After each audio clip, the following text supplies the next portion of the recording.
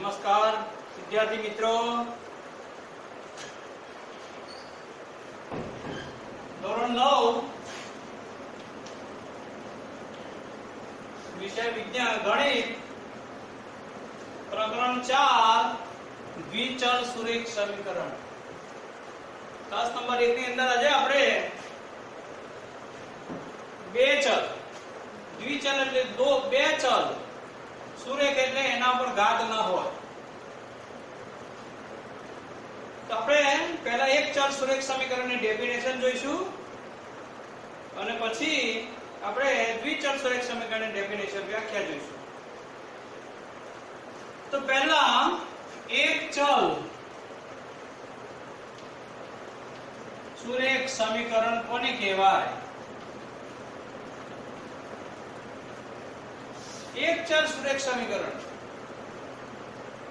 तो जे समीकरण में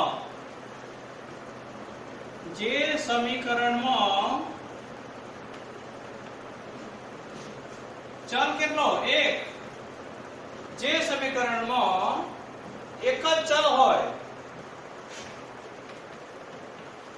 एक ज चल होय अने चलनो जे घातक छे अने चलनो घातांक एक ज होय तेवा समीकरण ने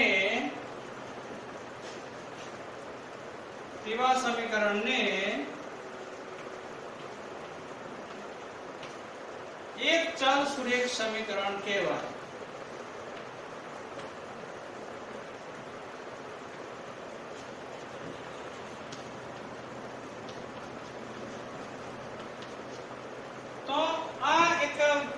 एक चल सुरेख समीकरण की व्याख्या थई। एक चल सुरेख समीकरण में अपने सामान्य रीते उदाहरण लीए तो x + 5 बराबर 11 आ एक चल सुरेख समीकरण कहेवाय अने चलनो जे घातक छे के एना ऊपर x ना ऊपर कोई घात ना होय तो 1 छे एम समजी लेवानी। तो एक चल सुरेख समीकरण आ रीते आवे बराबर। x + 5 बराबर 11 x - 3 बराबर 20 आ रीते आपणे √3x - 10 - √7 = 0 आ બધા એક ચલ સુરેખ સમીકરણ કહેવાય। एक चल सुरेख समीकरण ની અંદર આપણે સામાન્ય રીતે એનો જે વ્યાપક સ્વરૂપ છે એક ચલ સુરેખ સમીકરણનું વ્યાપક સ્વરૂપ એક ચલ સુરેખ સમીકરણનું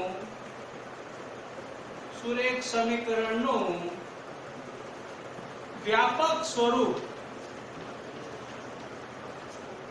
કયું? તો ax + by બરાબર c ax + by बराबर c એ એક ચલ સુરેખ સમીકરણનું વ્યાપક સ્વરૂપ છે। abc અચળાંક a not is equal to 0। તો આ રીતે જે સમીકરણમાં એક જ ચલ હોય અને ચલનો જે ઘાતાંક છે એક જ હોય તેવા સમીકરણને એક ચલ સુરેખ સમીકરણ। तो આવી રીતે આપણે એક ચલ સુરેખ સમીકરણની ડેફિનેશન જોઈ। નેક્સ્ટ દ્વિચલ સુરેખ સમીકરણ। આ એક ચલ સુરેખ સમીકરણ આપણે અહીંયા બીજી એક વ્યાખ્યા દ્વિચલ સુરેખ સમીકરણ। દ્વિચલ સુરેખ સમીકરણ तो આની અંદર એક છે એની જગ્યાએ બે અને ચલનો ઘાતક દરેકના ઉપર એક એક એકની જગ્યાએ બે અને બંને ચલ એક જ ચલ હોય તો અહીંયા જે સમીકરણમાં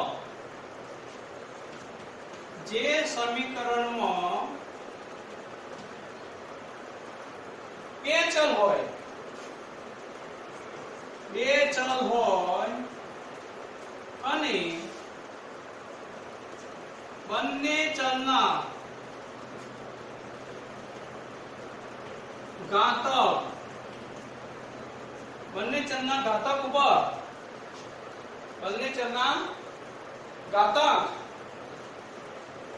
ઘાતક એક જ હોય તેવા સમીકરણને બંને ચલના ઘાતક એક હોય અને xy વાળું પદ ન હોય અને xy વાળું પદ ન હોય તેવા સમીકરણને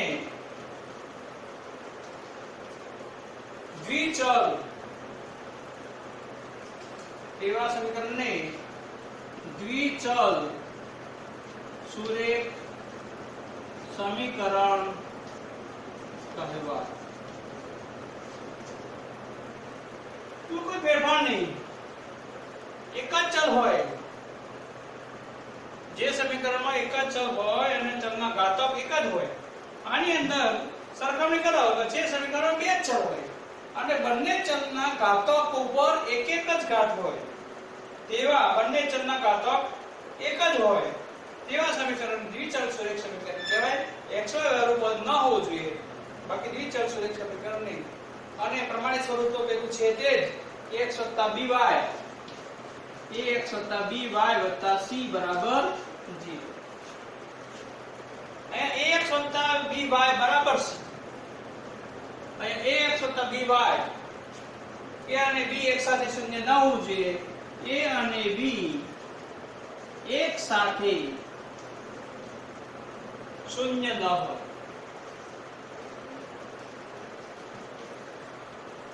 a અને b એક સાથે શૂન્ય ન હોય.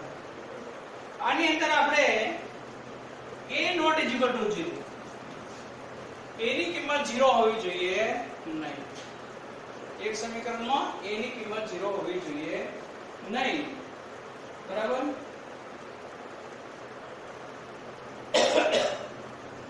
બસ આની અંદર x + by બરાબર c, abc અચળાંક એની કિંમત 0 not equal to 0.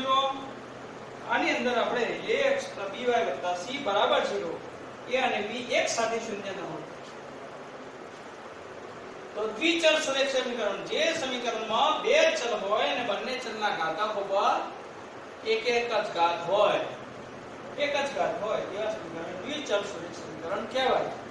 હવે આપણે દાખલા જોઈશું.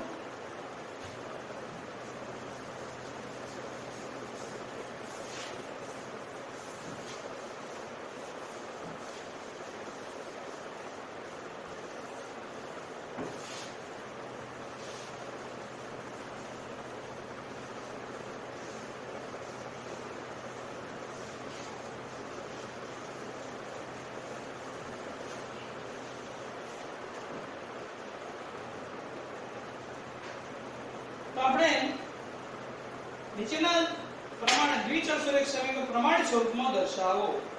x + કોઈ વાર બરાબર 24. નીચેના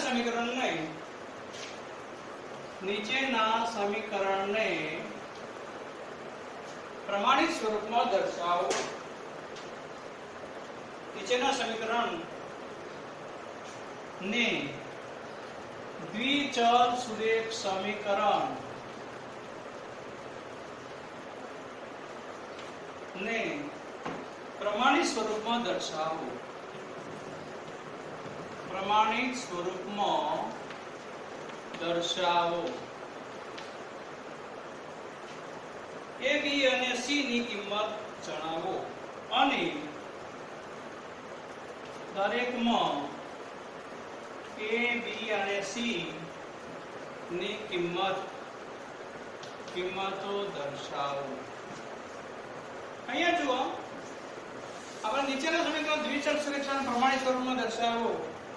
તો એની અંદર પહેલો મુદ્દો છે 3x વત્તા 4y બરાબર 24. તો આપણે શું કરીશું? x વત્તા by વત્તા c બરાબર 0. તો અહીંયા આપણે 3x વત્તા 4y બરાબર 24, x વત્તા by વત્તા c બરાબર 0 પ્રમાણિત સ્વરૂપમાં દર્શાવવું છે. તો 3x વત્તા 4y માઈનસ 24 બરાબર 0. ax વત્તા by વત્તા c બરાબર 0 અને સરખાવો તો ax વત્તા by વત્તા c બરાબર 0. a ની કિંમત કેટલી છે? 3. b ની કિંમત કેટલી છે? 4 અને c ની કિંમત કેટલી છે? 24 માઈનસ 24. તો આ રીતે આપણે 3x વત્તા 4y બરાબર 24. બીજું ઉદાહરણ જોઈએ. તો બીજું ઉદાહરણ 0.2x વત્તા 0.5y બરાબર 1.2. આ બાજુ લાવીએ 0.2x વત્તા 0.5y માઈનસ 1.2 બરાબર 0. આ ડાબી બાજુથી જમણી બાજુથી ડાબી બાજુ લઈએ પ્લસ હોય તો માઈનસ થાય. આના a બરાબર 0.2, b બરાબર 0.5 અને c બરાબર -1.2. તો બસ આ રીતે આપણે પ્રમાણિત સ્વરૂપમાં આપણે દર્શાવવાનું છે. પ્રમાણિત સ્વરૂપમાં દર્શાવી દઈએ તો સ્વાધ્યાય 4.1 તમારો હોમવર્ક.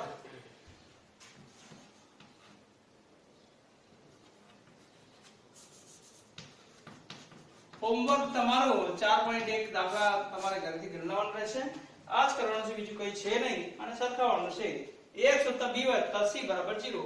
c એ જમણી બાજુ હોય ડાબી બાજુ લાવી દેવાનો અને સરખાઈ દેવાનું.